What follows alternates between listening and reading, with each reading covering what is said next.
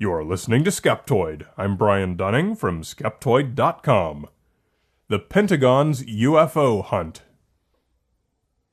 In December 2017, the New York Times ran a story that shocked readers worldwide. It was the revelation of a Pentagon program called the Advanced Aviation Threat Identification Program, which spent $22 million from 2007 to 2012 investigating UFOs.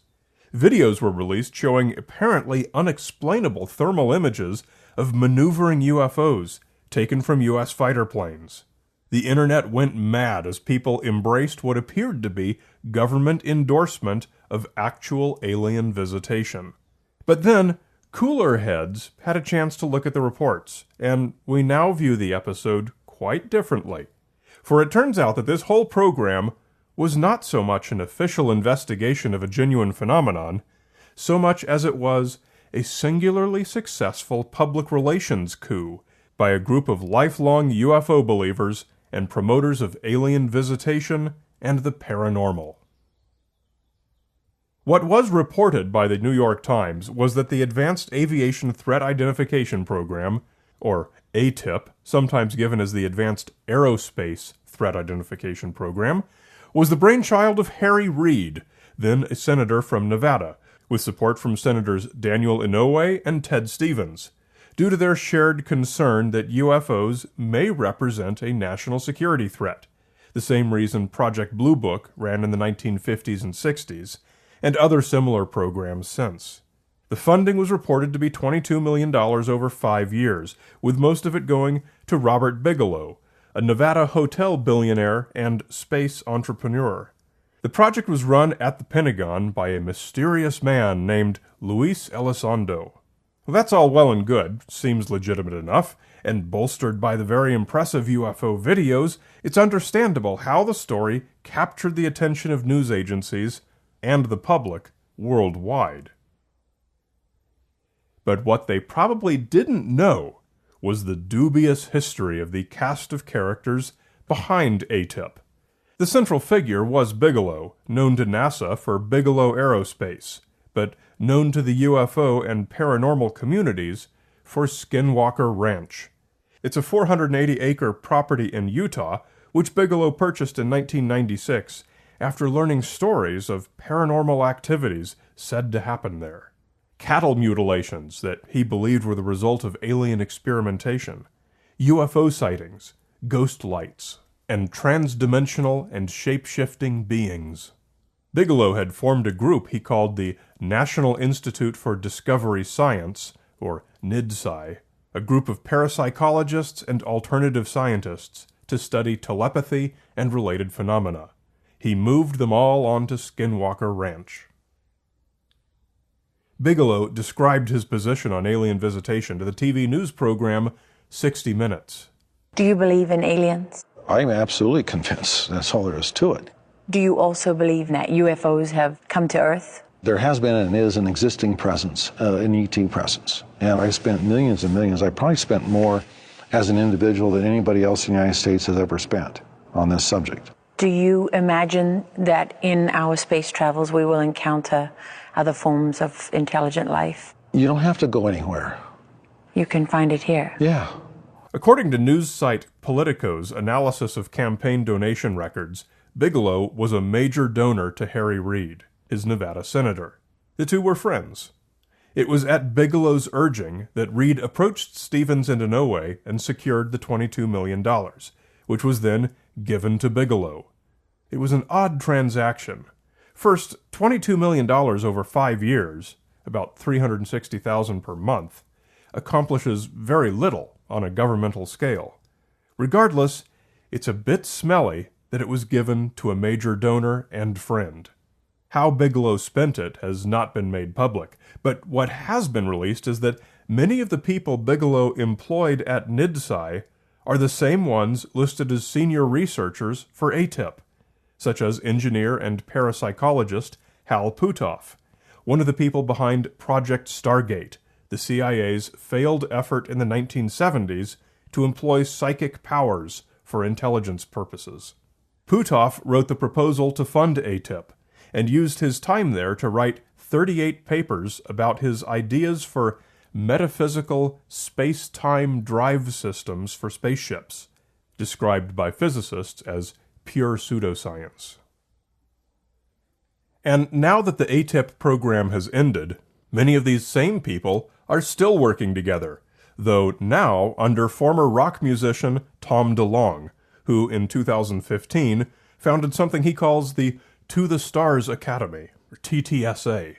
It's crowdfunded by selling corporate shares, and to date, around 3,000 ufologists, conspiracy theorists, and other enthusiasts have sent money to support TTSA's mission of proving an alien presence on Earth, and the reality of phenomena such as telepathy. DeLonge writes that this is necessary because the public interest in the outer edges of science and the understanding of phenomena has always been suffocated by mainstream ideology and bureaucratic constraint. It's a theme familiar to Skeptoid listeners, dismissing disliked science findings as mainstream ideology is a common gambit of the pseudoscientist. Biologist Colm Kelleher, who was the head of NIDSci for many years, studied cattle mutilations and other paranormal phenomena at Skinwalker Ranch until its closure in 2004. Then he was the deputy administrator for ATIP from 2008 to 2011, and is now listed as the biotech consultant for TTSA. Running one's eye down the lists of personnel employed by these programs, one could get the impression that this is a single ongoing enterprise of hardcore believers in alien visitation, moving as a group wherever the funding leads them. Now, legally, there are no evident corporate connections between Bigelow's NIDSci, Reed's ATIP, and DeLonge's TTSA, but in reality, they are clearly a single spiritual thread followed by a core of believers. Each program begins approximately where its predecessor left off. Cynical observers might well conclude that ATIP was little more than Bigelow's successful plan to shift the funding of his personal hobby studying the paranormal from his own pockets to that of the taxpayers. Even Leslie Kean, the principal reporter behind the New York Times story, has been a part of this ongoing enterprise for some time, having written articles promoting TTSA since at least October 2017. She is also a lifelong promoter of UFOs and the paranormal, having written books on both, with such titles as UFOs, Generals, Pilots, and Government Officials Go on the Record, and Surviving Death, a journalist investigates evidence for an afterlife. The intermingling of UFOs and aliens with paranormal phenomena like telepathy and the afterlife has been a common theme throughout these groups. Telepathy, they believe, is how the visiting aliens communicate with us. DeLonge made this convoluted statement to Paper Magazine in 2015. A person that was gathering all that footage for the congressional hearing was telling me that the big belief, which I had corroborated by a university professor that was in the know, by the way, that the communication of this particular phenomenon is the frequency of thought. So part of communicating and making contact is shutting your mind down and being able to project your thoughts. Elizondo is the most cryptic of these personalities. His biography from ATIP listed roles in intelligence at virtually every national security agency you can think of. Wired magazine submitted Freedom of Information Act requests for information about Elizondo's employment at the Pentagon, but they turned up no records at all. Nor does any Luis Elizondo appear in an online database of federal employees for that period of time. A Pentagon spokesperson did confirm only that he had worked for the Department of Defense at some point. So it's all very strange. Elizondo's position today is as Tom DeLonge's personal bodyguard at TTSA, though with the grandiloquent title of Director of Global Security. But, of course, it's not the people or their backgrounds or beliefs that determine the validity of these claims of alien visitation, but rather the evidence itself. None of the programs discussed have presented any empirical evidence, but both ATIP and TTSA have offered the videos taken from U.S. fighter jets. These videos were passed along to the media with the press releases in December 2017. So let's take a look at them. The most dramatic of these videos, filmed in 2004 by an FA-18F fighter plane, appears to show a stingray-shaped craft banking above some clouds, even making a few turns. It's enough to impress almost anyone, except, of course, military pilots familiar with the characteristics of the FLIR infrared camera. It's a bit difficult to explain in an audio program, but for an excellent breakdown of exactly what you're seeing and why it looks like a stingray-shaped craft turning above some clouds, see the article on the Metabunk website, and you'll find a link to it on the online transcript for this episode at Skeptoid.com. In short, what's happening is that the stingray shape, two roundish wings with a short tail, is how any sharp point of heat appears through the glare filter of the FLIR pod mounted to the fighter plane. Other confirming examples of this shape are widely available online.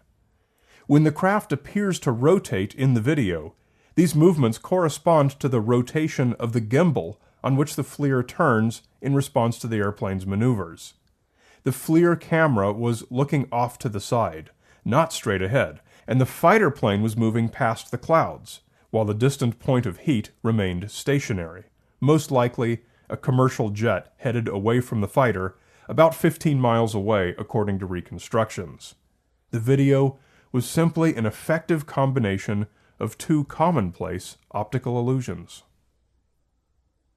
If these videos were so easily explained, why then did Elizondo and TTSA present them as evidence of alien visitation? The reason is simply that these people are not very good investigators, and certainly not impartial ones. Astronomer Seth Shostak of the SETI Institute explained to Business Insider how Bigelow and DeLong's people were not the best to analyze these videos. If you were investigating some phenomenon that you're not sure whether it's real or not, but it would be extraordinarily important if it were real, you would want somebody impartial, I would think. Giving this case to somebody who already knows what the answer is maybe not terribly objective. Putting an exclamation point on this was another video shown by Tom DeLonge at a TTSA event. Its explanation was even simpler. It was revealed to have been amateur video shot of a metallic foil party balloon in the shape of a number 1, such as you might buy along with a number 2 for someone's 21st birthday party. This is the investigative acumen paid for by those who have bought shares in the company. So, did the Pentagon's $22 million Advanced Aviation Threat Identification Program prove that the U.S. government is in contact with alien visitors? No. But it did prove that U.S. senators are just as susceptible as news reporters, and the general public, to being persuaded by rhetoric and pseudoscientific sensationalism, when expertly wielded by passionate, true believers. If you enjoyed this episode, you will really enjoy my latest book, Conspiracies Declassified, published by Simon & Schuster. We point the skeptical eye at 50 of the most popular conspiracy theories in pop culture. The book comes out the first week of June, but bookstores decide what books to buy based on pre-order numbers. So if you want to make sure that everyone who walks into a Barnes & Noble sees a giant stack of skeptoidy goodness right in front of their face when they walk in, you can help make it happen by placing an online pre-order for the book at either Amazon.com or Barnes & Noble. Search for Conspiracies Declassified by Brian Dunning. You will help make the world a less credulous place. You're listening to Skeptoid, a listener-supported program.